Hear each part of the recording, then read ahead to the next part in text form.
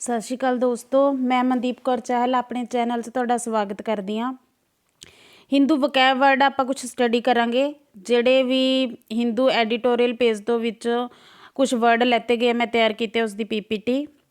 ਮੇਰੀ ਇੱਕ ਗੁਜ਼ਾਰਿਸ਼ ਹੈ ਸਾਰੇ ਦੋਸਤਾਂ ਨੂੰ, ਜਿੰਨੇ ਵੀ ਕੰਪੀਟੀਟਿਵ ਐਗਜ਼ਾਮ ਦੀ ਤਿਆਰੀ ਕਰ ਰਹੇ ਨੇ, ਪਲੀਜ਼ ਆਪਣੀ ਹਿੰਦੂ ਵਕੈਬ ਵਰਡ ਨੂੰ ਜੋ ਇੰਗਲਿਸ਼ ਦੇ ਕੁਐਸਚਨਸ ਆਉਂਦੇ ਨੇ ਕੰਪੀਟੀਟਿਵ ਐਗਜ਼ਾਮਸ ਦੇ ਵਿੱਚ, ਉਹਨਾਂ ਨੂੰ ਪ੍ਰਪੇਅਰ ਕਰਨ ਦੇ ਲਈ ਡੀਡੀ ਨਿਊਜ਼ ਦੀਆਂ ਜੋ ਇੰਗਲਿਸ਼ ਚੈਨਲ ਹੈ ਸਵੇਰੇ ਸ਼ਾਮ 1 ਘੰਟਾ ਜ਼ਰੂਰ ਉਹਨਾਂ ਨੂੰ ਵਾਚ ਕਰਿਆ ਕਰੋ। Because most of the current affair ਹੈ ਤੁਹਾਡਾ ਉੱਥੋਂ ਕਵਰ ਅਪ ਹੋ ਜਾਂਦਾ ਹੈ।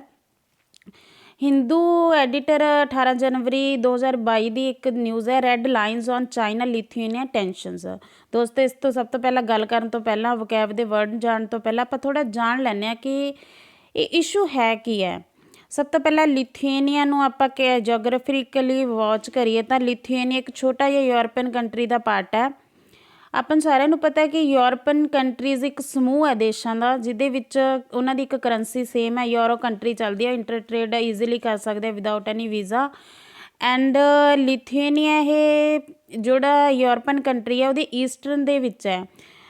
ਜ਼ਿਆਦਾਤਰ ਜੋ ਯੂਰਪੀਅਨ ਕੰਟਰੀਜ਼ ਹੈ ਉਹਨਾਂ ਦੇ ਵਿੱਚ ਵੈਸਟਰਨ ਕੰਟਰੀਜ਼ ਦਾ ਜ਼ਿਆਦਾ ਦਬਦਬਾ ਰਿਹਾ, ਜਿੱਦਾਂ ਜਰਮਨੀ ਵਗੈਰਾ। ਬਟ ਜਿਹੜਾ ਲਿਥੂਏਨੀਆ ਛੋਟਾ ਜਿਹਾ ਕੰਟਰੀ ਹੈ, ਬਹੁਤ ਬਿਊਟੀਫੁਲ ਕੰਟਰੀ ਹੈ। ਇਸ ਦੀ ਰਾਜਧਾਨੀ ਹੈਗੀ ਹੈ ਵਿਲੀਨਸ, ਐਂਡ ਇਹ ਆਪਣਾ ਬਾਰਡਰ ਸ਼ੇਅਰ ਕਰਦਾ ਲੈਟੀਵਾ, ਜਿਹਦੀ ਰਾਜਧਾਨੀ ਹੈਗੀ ਹੈ ਰੀਗਾ, ਬੈਲਾਰੂਸ, ਮਿੰਸਕ ਐਂਡ ਇਸਟੋਨੀਆ ਦੇ ਨਾਲ ਵੀ ਇਸ ਦੀ ਬਾਉਂਡਰੀ ਹੈ ਜਿਹੜੀ ਸ਼ੇਅਰ ਹੁੰਦੀ ਹੈ।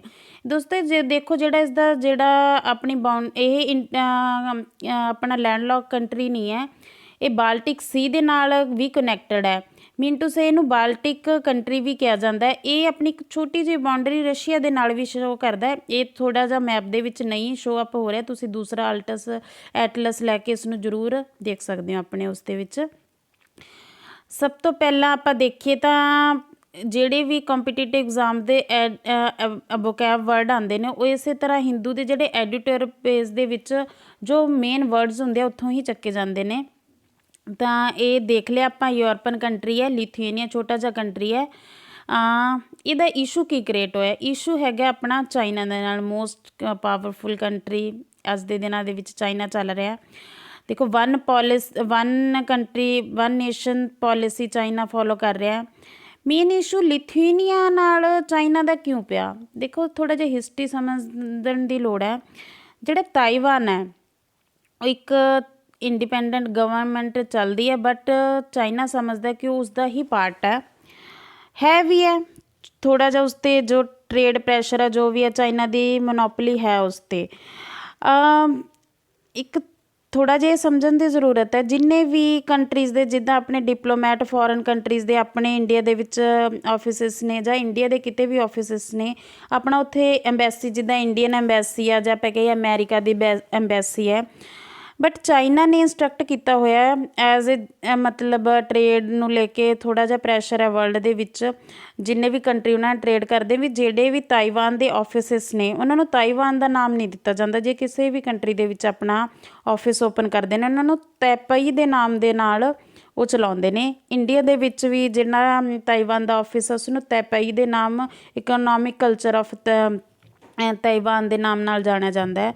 ਮੀਨ ਟੂ ਸੇ ਜਿਹੜਾ ਚਾਈਨਾ ਉਹ ਕਦੇ ਵੀ ਐਕਸੈਪਟ ਨਹੀਂ ਕਰਦਾ ਕਿਸੇ ਵੀ ਕੰਟਰੀ ਦੇ ਵਿੱਚ ਵੀ ਤਾਈਵਾਨ ਨੂੰ as a independent country count ਕੀਤਾ ਜਾਵੇ।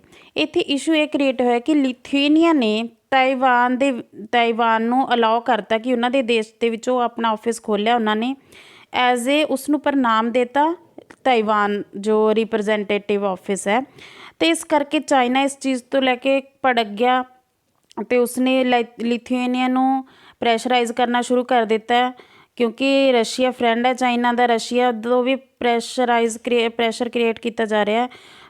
ਇਹ ਤਾਂ ਲਿਥੂਏਨੀਆ ਅਤੇ ਚਾਈਨਾ ਵੱਲੋਂ ਜੋ ਨੇ, ਮੀਨ ਟੂ ਸੇ ਟਰੇਡ ਦੇ ਵਿੱਚ ਜੋ ਮਤਲਬ ਉਸ 'ਤੇ ਰਿਸਟ੍ਰਿਕਸ਼ਨਸ ਲਗਾਈਆਂ ਜਾ ਰਹੀਆਂ ਨੇ। ਇਸ ਨੂੰ ਥੋੜ੍ਹਾ ਜਿਹਾ ਆਪਾਂ ਦੇਖਦੇ ਹਾਂ ਕਿ ਟੌਪਿਕ ਕੀ ਹੈ।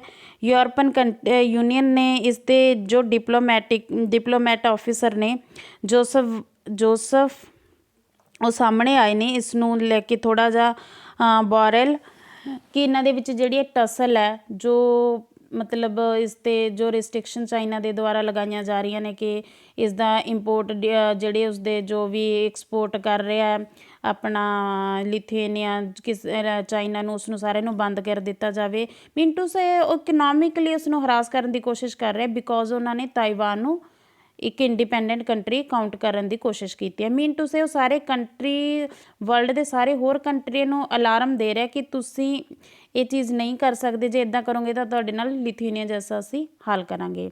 ਜੋਸੇਫ ਬੋਰੈਲ ਜਿਹੜੇ ਹੈਗੇ ਨੇ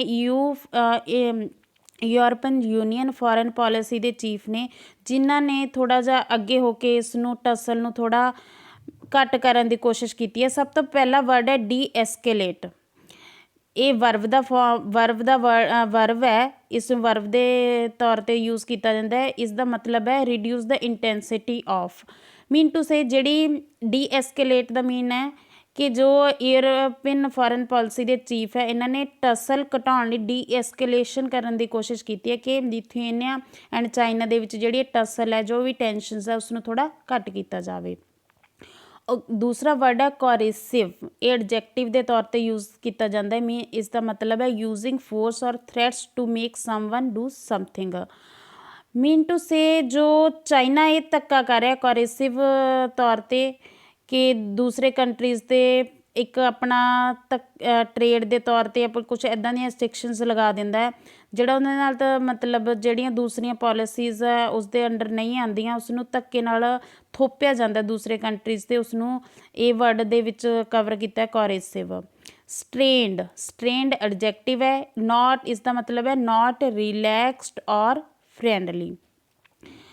ਜੋ ਜੋ ਟੌਪਿਕ ਹੈ ਉਸਦੇ ਵਿੱਚ ਦੇਖਿਆ ਗਿਆ ਕਿ ਜੋ the opening of the office followed a number of development that strained relations after the election of coalition government that has underline the importance of democratic values. Mean to say ਕਿ ਕੁਛ ਵੀ relaxed ਨਹੀਂ ਹੈ, friendly ਜਾਂ ਨਹੀਂ ਹੈ ਜਦੋਂ ਤੇ ਜੋ ਇਸ਼ੂ ਹੈ ਕ੍ਰੀਏਟ ਹੋਇਆ।